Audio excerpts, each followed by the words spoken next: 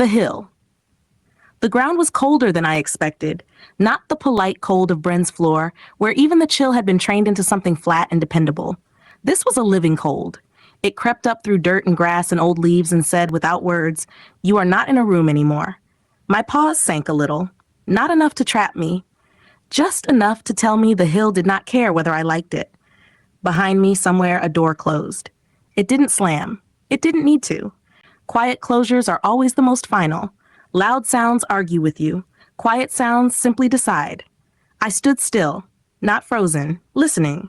The hill rose ahead in uneven layers, bushes leaning into one another like they were whispering.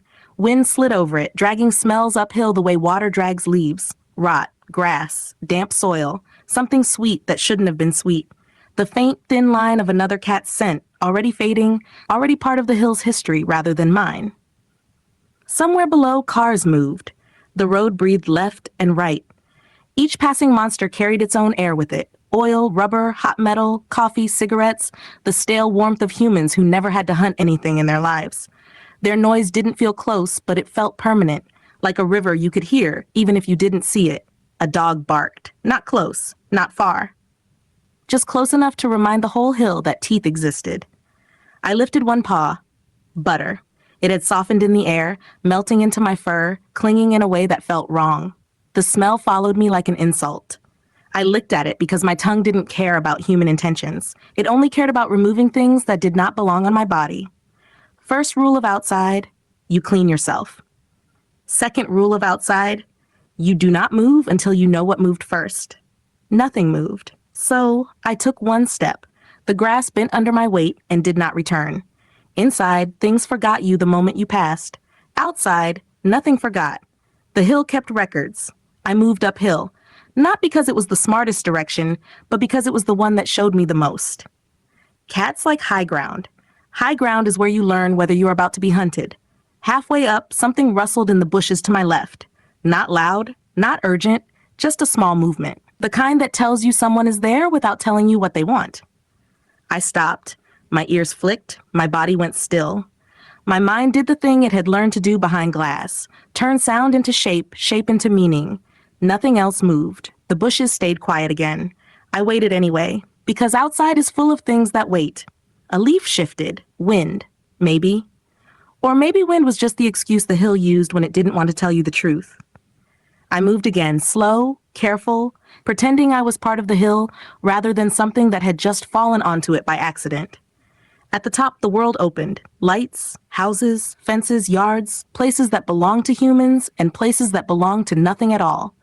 Somewhere in all that, Bren's room still existed, warm, quiet, predictable, and already becoming a story my body was telling itself about a different life. I didn't miss it. Not yet. I sat down. The hill smelled older than any place I'd ever been. Not ancient, just layered, like too many lives had passed through and left parts of themselves behind. A scent drifted across the wind. Cat, strong, confident, not young, not weak. It brushed the inside of my chest in a way that made something tighten. Not emotion, not the kind humans talk about. More like a memory my body recognized without my permission. I shook myself once hard to get the feeling out of my fur. Hunger arrived quietly. It didn't roar. It didn't demand. It simply took a seat inside me and started tapping its claws on the floor. I had eaten recently. But hunger is not a clock. It's a reminder. And the hill was full of reminders. Something small moved in the grass below me. Too fast to see properly. Too quiet. But my eyes found it anyway. My body leaned forward without being told. I had never hunted. Not really. I had chased strings, shadows, the red dot Bren sometimes made for me when he wanted to feel clever. But those things did not run away when you caught them. They did not bleed. They did not die. This would. The small thing vanished into weeds. I didn't chase. Third rule of outside. You do not chase what wants to be chased. I stayed still and watched the place it had disappeared as if staring hard enough could pull it back out. It didn't come back. Of course it didn't. Outside doesn't give you things because you want them. Wind moved again, carrying more smells uphill. Old food, wet bark, something sour and human, something sharp and animal. Somewhere in that mix was the faint trace of meat. Not fresh, not safe, but real. I moved along the hill, keeping to shadows, because shadows are the only things that understand you when you are small. The grass grew thicker in places, thinning in others. There were paths through it, not obvious, not clean, but real. The kind made by feet that did not care about being seen. I followed one without deciding to. Hunger and curiosity use the same part of the brain. The path led to a fallen log, damp and soft with rot. Insects lived inside it. I could hear them. Tiny lives clicking and crawling, making a noise like the world chewing on itself. I stepped over it carefully. A growl rolled out of the bushes. Low, steady, not loud enough to be a performance. A statement. I froze. The growl came again, closer this time. Dog. Not one of the huge ones. Smaller, meaner. The kind that doesn't need size to believe it owns something. My tail went still. I backed up slowly, step by step, without turning. Cats know what turning your back means. It means I think you are stronger than me. I did not think that. I simply respected teeth. The growl followed me for a few steps and then stopped. Territory, it said, not yours. I moved away and pretended I had never been interested in that place. Outside is full of invisible lines. Inside, walls tell you where you stop. Outside, smell does. I found a patch of ground that smelled less like dogs and more like cats. Old scratches on bark, fur caught on branches, the sharp memory of urine dried into dirt. Someone had been here. Someone still was, probably. I sat anyway, because sitting makes you look like you belong somewhere even when you don't. The hill did not care how I looked. A bird called from above, sharp and complaining. Another answered farther away. The sky felt huge in a way the ceiling never had. The air moved freely, not trapped in corners. I lifted my nose and tasted it. There were too many directions. Inside a room, you always knew where the edges were. Outside, everything was edge. My stomach tapped harder. I stood and moved downslope toward a cluster of bushes where the ground smelled damp and alive. Somewhere in there, something was moving. A mouse, maybe, or a rat, or something that wanted very badly not to be eaten. I crouched. My body knew what to do, even if my mind did not. Muscles pulled, spine lowered, tail went still. I became a shape instead of a thing. The movement came again, quick, warm, hidden. I waited one heartbeat longer than I wanted to.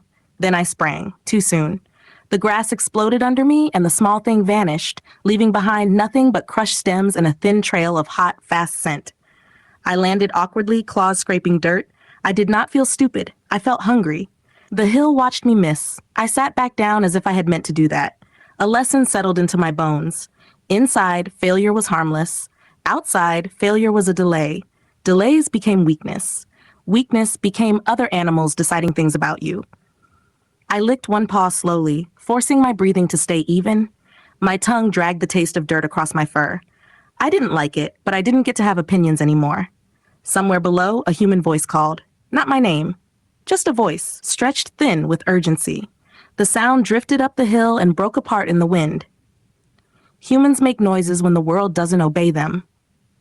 I did not go back. Not because I was brave, because the door had already closed in my mind. I moved again, a little farther, a little deeper into the hill's texture. The grass here was longer, the dirt softer, the smell of dog faded, replaced by the smell of damp shade and old leaves, and the faint metallic tang of something dead. I found it.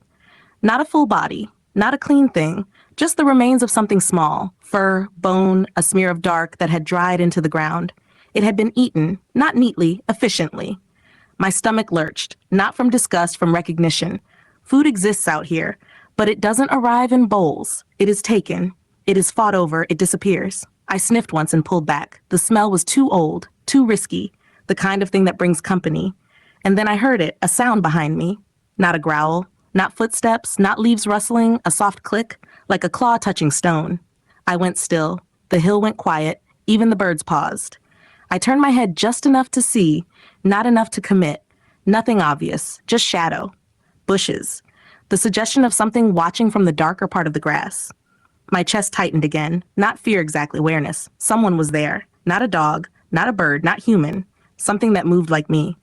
I held my position, because fourth rule of outside is the one no one tells you. Sometimes the safest thing you can do is let the other hunter reveal itself first. The bushes did not move. The watcher did not blink. I could feel it anyway, the way you can feel a stare without seeing eyes. My claws flexed once, silently, into the dirt, and in the thin slice of wind that came down the hill, I caught a scent. Cat, close, real. Fresh enough that it hadn't been carried here from yesterday. This wasn't an old mark on bark. This was now. My heart did one hard beat. The watcher shifted, just slightly, and the grass beside me moved as if something had decided it was finished waiting. I didn't run. I couldn't, because whatever was there had already chosen a distance where running would be a mistake. So I did the only thing I could do. I turned, fast, tight, controlled, and met the hill's eyes for the first time. And the hill looked back.